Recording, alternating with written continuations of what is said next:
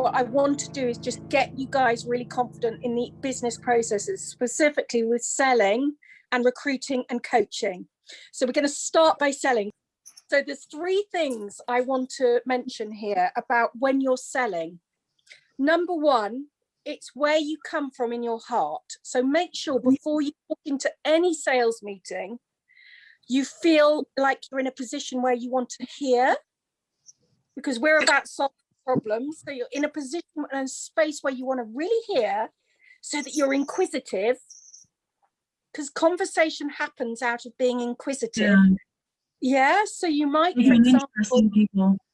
Yeah, so it's where you come from. So just very simply, before you go into a sales meeting, just always make sure that you're upright, you feel like you're inquisitive and you want to know, and you feel open. So that's number 1, okay? Okay. Number 2, how you come across. So 80% of your impact, between 70 and 80% of your impact is actually made up of how the visuals, right? We all have a visual impact wherever we come across. So it's about just making sure you polish your shoes. Little things make a difference. I went on a sales meeting and I'm so embarrassed about this. And I tell you, I know why I didn't get the business. I went into these offices in Cheltenham, and they make the hair, face products, skin products. And do you know why I didn't get the contract? It was because I walked in with my boots in, but with the zips open. Right? All he did to look at my shoes. The whole Everyone always looks at your shoes. Actually, people always look at shoes. Aren't they important? Yeah, especially with men as well. I mean, you can tell a man by the shoes. My grandmother used to say. Wonderful stuff. So the shoes, right? Can I just make a point, India? Can I just make a point? Today, I had an hour between one job to the next, and my car was like hasn't been washed since like the summer, literally. God, So I decided, because I was going back to to Alicia, I hadn't seen them for a while. And so I thought, let me do a quick car wash and go in, sparkling, and bring back that sort of sense of, Indiana jazz is back, And I think I noticed when I came through, the husband always comes as well.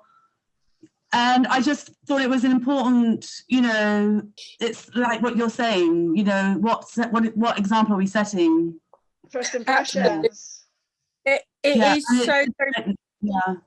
And it is that, and it's also then when you're ordered and tidy and clear in yourself, it just gives you that. It's how you come across is really important, and just think about ways in which you can actually do that. Make your skin glow, put a bit of blusher on your cheeks. I know it doesn't show much with the mask, but there are people that don't like masks, so be prepared for that as well. Sometimes you have to take your mask off, or you're in a situation where you can and you do. Can I just ask, has anyone else, if we're in the houses, if they say, look, it's totally fine, you don't need to wear a mask. Has anyone not worn a mask? I'm not trying to get you in trouble here, but I just want to know. Yeah, who? Sandra, yeah. I did it today. The appointment I was in and the place we were in, they've all had coronavirus. So, and it's interesting how many people have now actually had the virus. So, because I've had it, and then all the people in, I think, Vicky, you saw that as well today, they had it. So I think it's okay not to, but then if you are taking your mask off, make sure your lips are not all like dry and crispy. Yeah, my clients stay away from me, so I'm sort of like on the 3rd floor away from them, so they just say, don't worry about it, don't wear one, because you can't breathe when you're cleaning.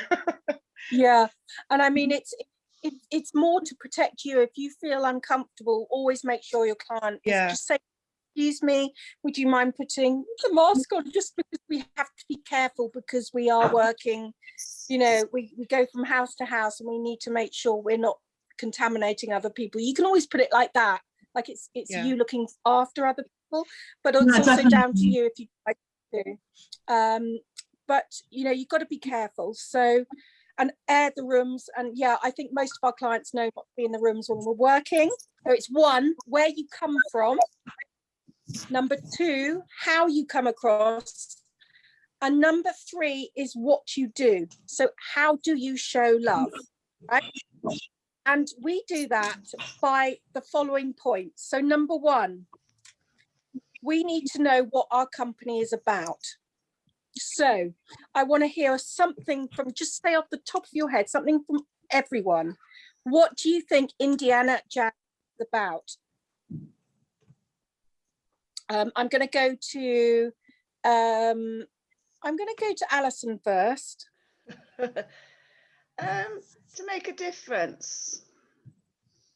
I think to make a difference to somebody's life is a big, it makes everybody feel different, doesn't it? It makes you feel better. If we can make a change.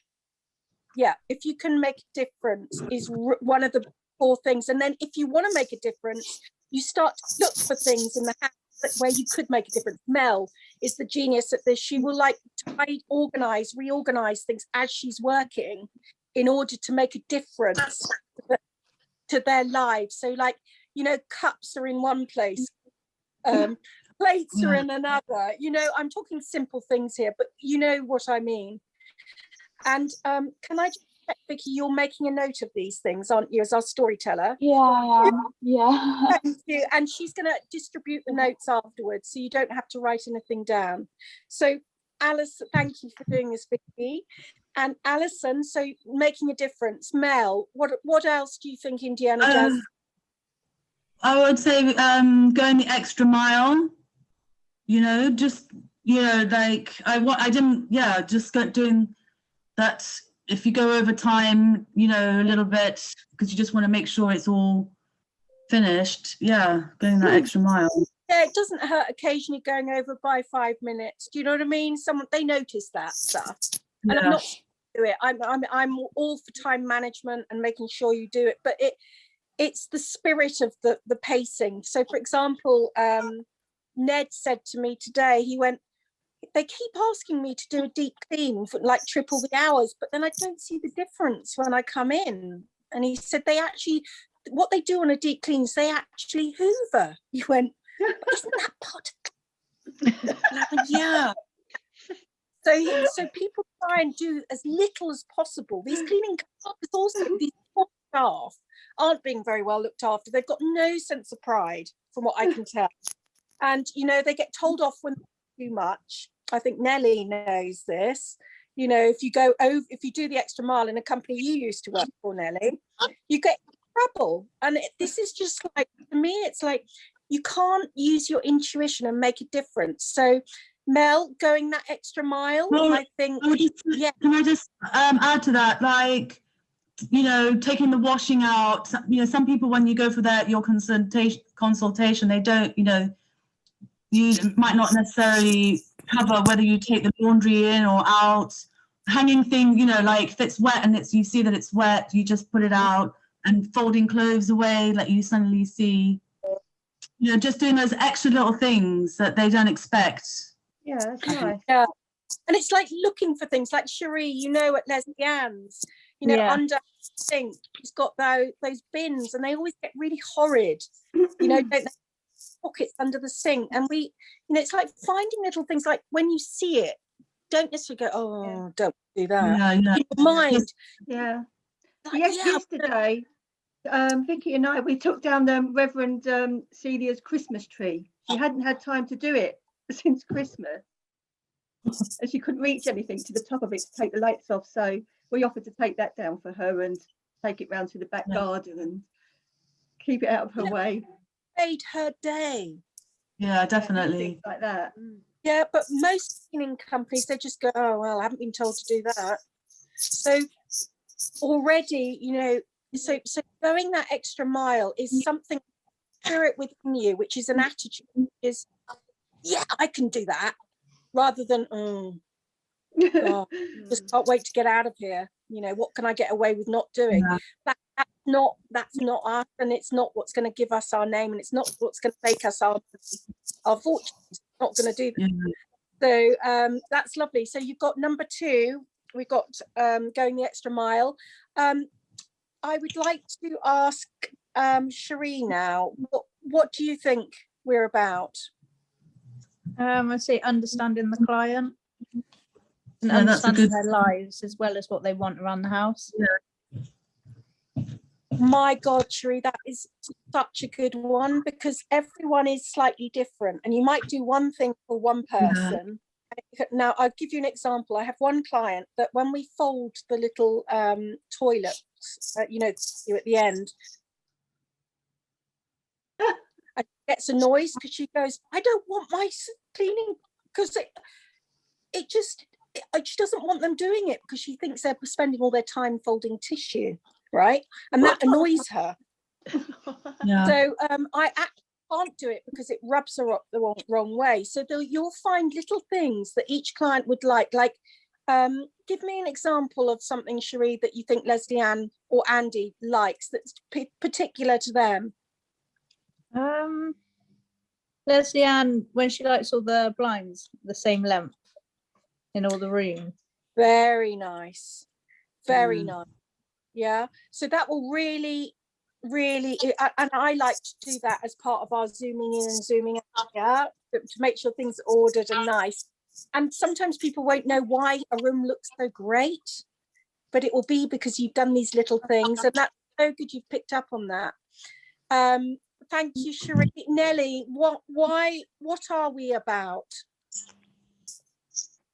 Today I nearly to clean the car inside. You nearly cleaned what? My client's car. They asked me, what? The weather just saved me. She asked me, can you do 2 hours and half an hour do the car? I say, okay, but it started raining. And they said, oh, it's raining a lot. Maybe next time. I tell them, it's fine. That's lovely. Yeah, but you know, most cleaning companies would say, what? No, that's not in our remit. Sorry, not possible. What we're about as a business is sharing love. Where we come from is a spirit of service. Let me tell you, I just met a client called Ed, right? He's a lawyer and he's a musician. Oh. So what he is, he wants about 15-20 hours a week, and his home, he's the one thing I said, why are you looking? He's because he had to let go of his cleaners. I said, why are you looking? Why have you met with me? And he said he's really upset and tired because whenever he asked the cleaners to do something, they'd go, well, I've got other venues to do. I've got 5 other places to do. Do you really think we can do that? Gosh. So yeah. So That's poor. It's really poor. So, but if one of us met him, even if we couldn't do it, the way we would respond is we would go, my goodness, you want this done? That's brilliant. Let's see what we can do. Yeah. So there's a difference. So it's not where we come from is this place of care and this skill, and it's of service, and care and service to me means love. It's when you're giving yourself and going, yeah, this can be done, right? Now, he would far rather someone going, yes, we'll see what we can do and get on the phone to head office to see what we can do, than someone going, not sure, maybe, you know, that isn't what we're about. Do you agree? Yeah. You know, we are Definitely.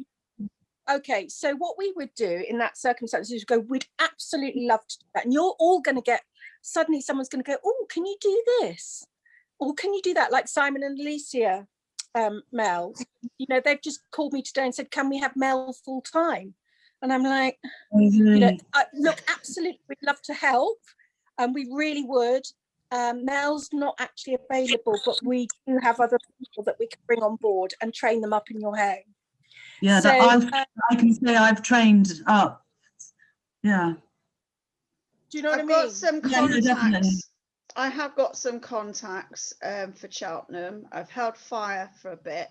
If you'd like me to, I can make contact to see what the situation is, and I can just. I could forward you names, or I can make contact myself. But I'll work with you now. Yeah, I mean, Simon and I appreciate. They're in Stroud, in the Stroud area, so we've got to bring in more people in Stroud, which we'll have a conversation. But they wanted Mel, and they would want Mel if she lived in Scotland. They'd still want Mel. You know what I mean? This is something that I want to share with you as well, is because people do get attached to the person, and you're going to find this as when you're growing a business. I need to show you how to, you know, to reassure and make, because what we're about is the one thing that we've got to be is yes people, we solve the problems. And do you know what Jed said to me? He said, I deal with really difficult legal cases every day and I never say no. He said, that pressure's on me, I go for it. And that's why he's so successful. He's got a massive house in London, he's got a massive house. He's successful because of his attitude and the way he looks at life. And he said, you know, a housekeeper of all people, I need them to have my back, you know. Yeah. I get that. Do you know what I mean? I get that. And I think we get that. So when I said taking on new clients with love and care, it doesn't mean you've got to go, yes. It means what you do is you go, right, let me understand your requirement and I will find a way. Finally, often people ask me, so what's the contract? What we do is we have a written service agreement that goes over our, but I would like to find, this is the final bit that I want to mention. People often ask me, if we're not satisfied, what do we do? If we don't want to use you anymore because we're unhappy with your service, what do you do? And I say very simply, you just let us know you don't want us to come back, and we won't come back, and won't be charged, and there's no notice fee. Okay? And that's because I have never in my years, I don't think we've had anyone that has ever, we've had one person, and I'll quickly share this story with you very quickly. We had one client who wanted to do a test clean. I think, Alison, you were on that clean. What they wanted was basically, they did an incredible job. They worked their butts off, you know, for I think 2 hours each. There was a team of 3 of you. And what she did, she then took a few pictures of a few hairs in a sink and sent it over to me and basically said she wasn't satisfied. And so I said, okay, you know, I said, I know, put my hand on my heart, that those girls worked really, really hard for that time. So I said, I apologize if there was a hair, you know, and I can see the picture of that, but I don't think it represents. Sometimes, you know, when we're doing a deep clean on the first one, there are going to be a few things with left because we're learning your house, we're getting into definitely. And she says, well, I'm not happy. And I said, that's okay, thank you, you don't need to pay. I'll let you go, that's fine. Those sort of clients you don't want. What I then found out that she was doing that with other companies. So she was getting her house cleaned. Yeah, so getting her house cleaned for no money. Now that's only happened to me once in 20 years, so it's not a problem, and it's not something I want to go and scare all the rest of our clients off with, because we work on trust. A lot of that's our relationship, and the moment that is broken, there's no point having a relationship. Do you hear me? Yeah. So, you know, and another thing is when you go in and you do your cleans and you're new to the business, quite often when we were working in twos or in a group, we used to say to each other, right, we're going to do a recce. A recce is where when you finished your clean, you would go into different rooms and you would do a spot check. just to make sure. So that is a very good way, I think, of making sure that you know what you've done and how you've left a particular environment. So if you get a client, for whatever reason, makes a complaint, I love feedback. So you can either improve on what you've done, or you think, oh, that's interesting. Specifically when you get a customer that likes to complain because they don't want to pay. Because on this particular occasion, both our teams, the people I was working with on that particular occasion, we did check our work. So we were a little bit annoyed, to put it politely, because at the time we thought there was something fishy going on, and the truth come out. But it's always, going back to what I was saying, it's always good though to check your work, and if it makes you a better cleaner, then the results speak for themselves. Okay, Vicky, we were talking about this today, weren't we? I say cleaning is it's like a canvas, or it's like you're writing a book, and whenever you write a book, you have to get it proofread. The same when you're cleaning, there'll be times where you go automatic mode and you'll miss things. I did today when I was cleaning. Well, didn't I, Vicky? I went over my things, and I went over things that I had missed. And if you don't, what I do is who else does this? You put an alarm on for like 15 minutes before the end. Who does that? I do, Sandra. That was you, because there was someone I called recently, and they just said, oh, I've just done my alarm to check the house. That's so cool. So just put your alarm on for depending on the size of the house, put your alarm on for 10-15 minutes before, and do the recce at the end, rather than when you finish, because then you're left, and then you're like, I can't do this. So it's something that you will get better at and get good at as you go through.